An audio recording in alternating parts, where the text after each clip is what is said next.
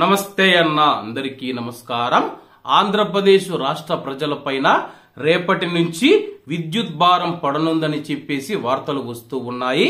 వివరాలేకి వెళితే ఆంధ్రప్రదేశ్ రాష్ట్రంలో విద్యుత్ ఛార్జీల పెంపునకు ఈఆర్సీ ఓకే చెప్పింది.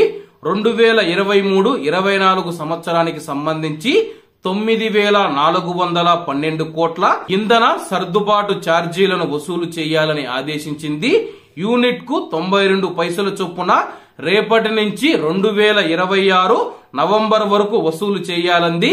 దీంతో 9,412 కోట్లలో వ్యవసాయ విద్యుత్ రాయితీ 1,500 కోట్లను ఆంధ్రప్రదేశ్ ప్రభుత్వం చెల్లించాల్సి ఉంటుంది. దాదాపు 7,912 కోట్లు ఆంధ్రప్రదేశ్ ప్రజలపైన భారం పడనుంది.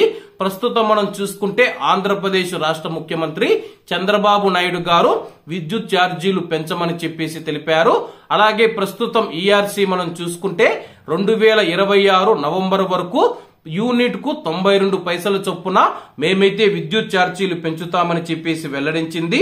ప్రస్తుతం ఆంధ్రప్రదేశ్ ప్రజలపైన 7,912 కోట్ల రూపాయల భారం పడనుందని చెప్పేసి తెలిపారు.